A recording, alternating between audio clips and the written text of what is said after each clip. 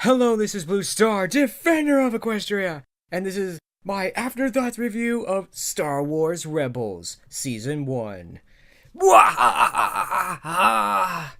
After I saw the season finale when it first came off, I'd actually recorded sort of an afterthoughts review with video and everything, but it just ended badly, shall we say, and unfortunately I've been contaminated and I was exposed and I was coughing a lot, and so lots of editing and stuff I would have had to have done to that video, and it ran really long and everything. So I'm gonna just do this in my true afterthought format and not animate my OC or anything like that. I read it this time because I just want to say what I think about this show and everything, and then just get that done because I just simply have to get things done. But anyway, I was at first, I was sort of interested in this show, but not enough to actually find out when it was on. And I just realized, oh, this show is on. Oh, cool. So I went on, bought it on a streaming service and watched pretty much the entire thing over the weekend. Then I just recently watched it again. Because at first I didn't really remember the characters' names and stuff.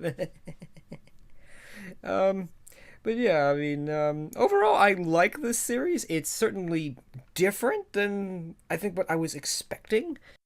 My first couple criticisms are that I don't see where the story's going. Where are we going with this? I mean, these aren't the rebels. It's just these, like, 6 guys in this spaceship. I mean, what do they expect to do against the entire Empire? It's like, where are we going with this? It's sort of like, yeah, like with Ezra. Okay, Ezra's training to be a Jedi. So, what does that mean? Where is that gonna go?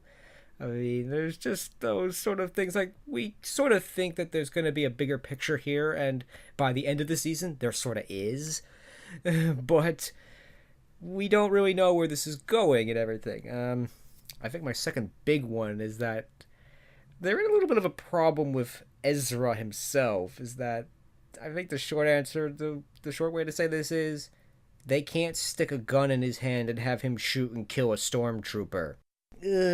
Because he's a kid, they can't have him do that. And the trouble is you know what? We're in the middle of what's effectively a war here. That kind of gets problematic. But at the same time, the thing is that, in a way, this crew's not about going around waging a war per se. They're about, sticking it to the Empire, and their goal isn't to go and kill stormtroopers and everything. But that does put them in a little bit of a problem. But at the same time, it also makes sense that, Ezra might hate the Empire, but he doesn't really want to go around killing stormtroopers. That's not really what he wants to do. But it does seem a little kind of a thing. So I'm just going to leave that there, because that's really not that big of a deal. But I do like this series a lot. I should have said this at the beginning of this thing, but definitely spoiler warnings. I think I'm going to save the big spoiler to the end and everything like that. But this series was very interesting in that it's very different from Clone Wars, because Clone Wars was, well, frankly, it was exactly that. It was the story of the Clone Wars and of these big, huge battles and all this stuff. And I generally liked that. I liked seeing, in a way, the story of the war per se. Like, I liked the Ryloth saga, where it's like we saw the space battle, the first ground invasion, and basically the invasion of the capital in like 3 parts. I liked that kind of stuff. And there were some kind of interesting emotional episodes, even with the stormtroopers, with the clone troopers and everything. But ultimately, it's mostly about the action and the war and the battles and all those things. And the interesting thing is, it's labeled on Netflix as a children's show, but there's no way that I would want, quote unquote, children to see this, because, well, it's the story of a war and people are being shot and killed and bad stuff is happening left and right and everything. There's definitely some not nice things in there. It's a hard series. It definitely doesn't go under the children's show category, in my opinion. And to a point, Star Wars Rebels, in a way, follows the same thing to a point, but the other thing is they're trying to make this much more fun and in a way more casual. It's like, I remember in the last episode of the season, this trooper looks and sees like there's bombs strapped to all the TIE fighters, and he says, "Oh, not again, everyone evacuate!" Implying that A, this has happened before, and the stormtrooper actually survived it the first time, and probably somehow survived it the second time. So, don't worry, kiddies, we may have blown up the stormtroopers, but they're not dead. Maybe the armor actually does do something.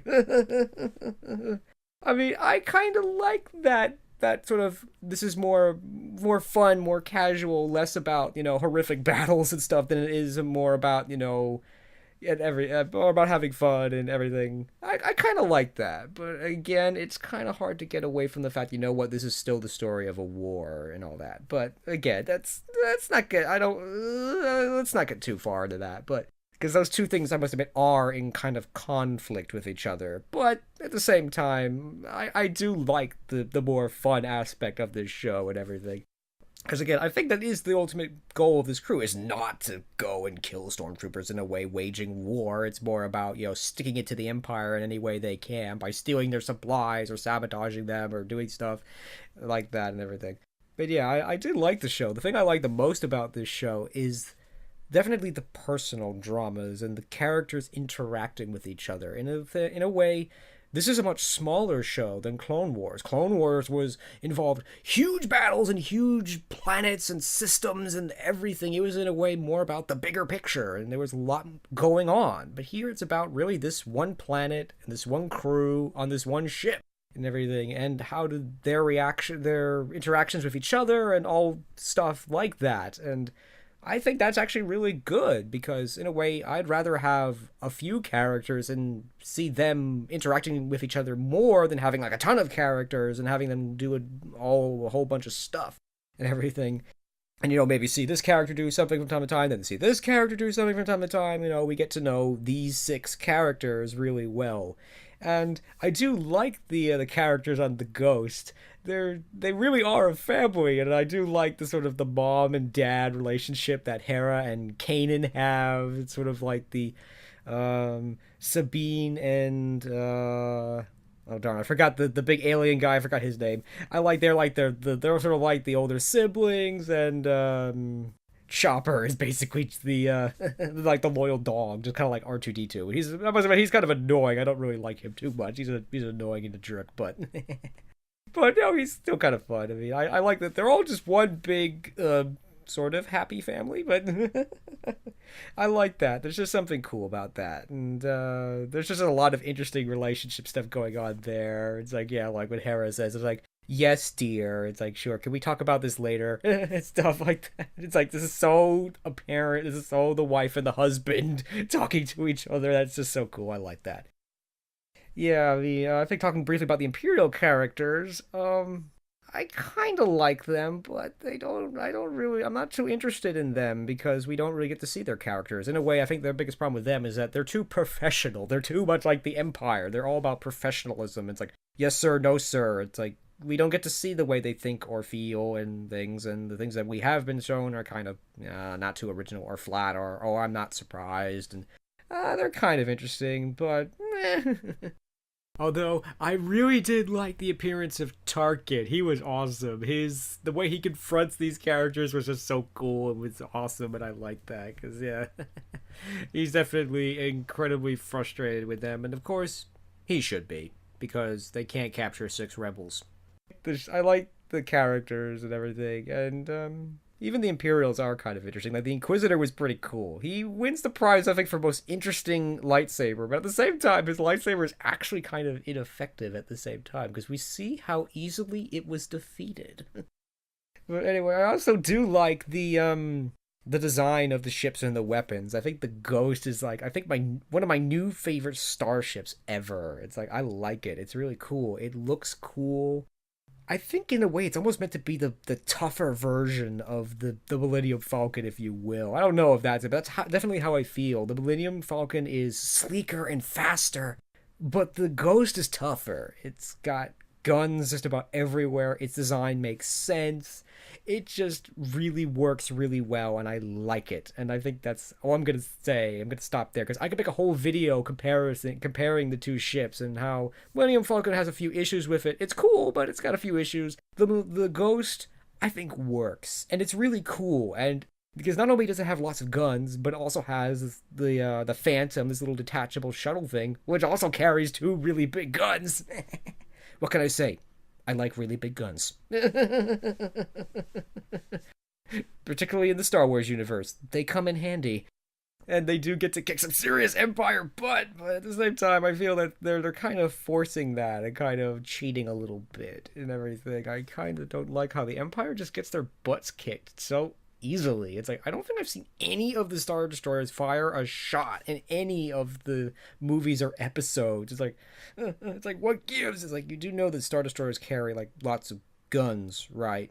So that if you try to dock with the ship, they'll shoot you to pieces before you get a chance to and stuff. I don't know. It's like, it just feels like it's been too easy for these guys. I've noticed that the stormtroopers can't shoot at all. I know they kind of in a way don't. They have that reputation, but it's like, I'm looking at the last episode. It's like, that guy's not even close to hitting her. It's like, my gosh, that's crazy. It's like, learn to shoot, you morons. It just seems like the characters just standing around, like, you know, waving their arms around, like, come and shoot me, and the stormtroopers aren't even close to shooting them. It's like, I just like, this is kind of pushing this a little bit, you know. It's like, if they were really in the situation, they'd probably be shot and killed. But my biggest thing I do like about the show is, again, the personal drama. Is like, the best episodes are the ones definitely the ones with the Jedi training, where Ezra has to face something like, what are you really afraid of, and everything. And definitely the episode where they go to the temple, and let's just say a certain Jedi Master asks, you know, why must you become a Jedi? And all those things were interesting, and that was cool. And that's the other thing that's interesting about this, is that Kanan is not a Jedi Master. He's not the greatest teacher, because in a way he has a lot to learn himself. I think the short thing on this is that he may not even be a Jedi Knight. He might have still been a Padawan. He's not an old guy. He's still reasonably young. For all we know, he's still a Padawan. I believe I did see a thing on IGN that there is actually a book that an origins book for this show, which I might go and read at some point. So maybe it says it in there. But yeah, I mean, he may not even be a Jedi Master, much, or a Jedi Knight, let alone a Jedi Master. So he's basically not in a position to teach Ezra. And that's why he says, you know, teaching is hard, because he's never had to teach anybody anything before. And he's most likely had some issues and things, and that's sort of interesting in itself. It's like, they're both learning, and even they explicitly say they're both learning as they're going along from this. And I think that's cool, because we, in a way, haven't really seen that. I mean, you could say that Obi-Wan was sort of that way, but also he's sort of not. It would have been like, I don't know, whatever. I just think the situation's unique. It would have been simply like a young student trying to teach a new student while they're a student themselves. I mean, that's just kind of cool. And I think in the end that will work out. But yeah, those things were cool, and I do like the personal drama side, because yeah, there's definitely a lot of action in this show, but I don't think that's the focus of this show. I think it's going to be more about the personalities and the interactions of this crew and all of those things. And last chance for spoiler warnings, because it's time to go weapons free. Okay, you've been warned. It's like, oh my gosh, Ahsoka was here! Yay! I was like laughing and just like, oh my gosh, Ahsoka's here! I almost wish I could have done a reaction video to that. That would have been priceless. It's like, I didn't even hear what she said, and that was, in a way, predictable, yet unexpected. I really liked that, because yeah, you know, Lucas was basically wanted to kill off as many of the characters as he could, to avoid exactly this kind of situation. He didn't want to have characters like appearing in following stories or what have you. He didn't want that. But that's exactly what they did, and it sort of made sense, and certainly that's going to be great. I mean, obviously, everybody wants to know what happened to Ahsoka. What has she been doing ever since she left the Jedi Order and all that stuff? What happened to her? Everybody wants to know that. And of course, we're almost certainly going to find out. And the other is, Darth Vader's here. They're gonna absolutely, have a battle between Ahsoka and Darth Vader. It's almost guaranteed. How could they not? That would be so awesome. I mean, I think that's my other little minor thing is that, it's kind of cool and not cool that they keep using like lines from the original movies and everything. It's kind of cool, but also gets kind of annoying after a while. And I like seeing some of the characters appearing and making cameos, like Lando. Unfortunately, I keep getting Lando mixed up with Londo from Babylon 5. So if I say Londo, I mean Lando. Anyway, it's like he was. I kind of didn't like how he was. I think they're playing the whole smooth guy thing a little bit too much there. But it was kind of cool to see him. The droids were kind of interesting. It's like I couldn't help but think, oh, please tell me you're not putting these droids here just for the sake of putting the droids here. That kind of annoys me. Don't do that. But no, that was a bigger picture with there and everything too. I mean, I do like the fact that they, in a way, that's a good point. In the very first episode, that they are laying the groundwork of there is a bigger picture with these rebels. We're not going to tell you what it is yet, but there is a bigger picture.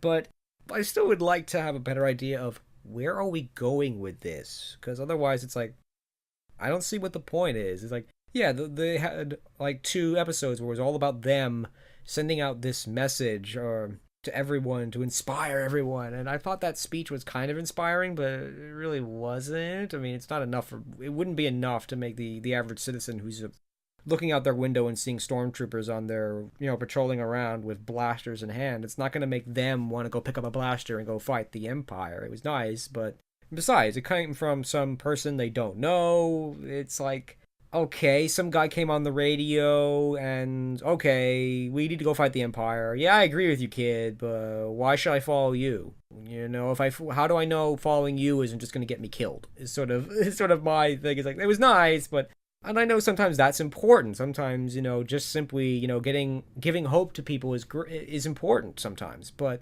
that's not enough in this case. There had to be something else here, and I don't think that worked. I mean, I don't know. It's like I just feel like we don't know where we're going with this yet. But the good news is, the season finale confirmed. There's a bigger picture here. Things are gonna change very quickly, and things are gonna get more involved and everything very soon. And I kind of like that. But anyway, overall, I like this series. I like it. I think it's entertaining. It's fun. It's interesting. I think it does have a good balance between fun and action, and without making this too horrible or bad. It's like I would rather show this series to children than Clone Wars, to be honest. I would do so a little hesitantly, to be honest, but otherwise, this show is okay. I like it. This isn't about murdering stormtroopers or blowing things up, even though it sort of is a little bit, but it sort of isn't. But it's more about fun and the relationships with these characters, sort of the beginnings of the rebellion and the rebels. I have a feeling it's still going to be a while before we get into open rebellion or a larger rebellion and all that. That'll probably be maybe even a season or 2 from now, but still, things are moving forward, and definitely there's potential for a lot of interesting things with this show, which I'm going to continue to watch this show and hopefully just see where this goes, and I have a feeling I will not be disappointed. So that is the end of my Afterthoughts review of Star Wars Rebels Season 1. This is Blue Star. Stay strong and pony on. Blue Star out.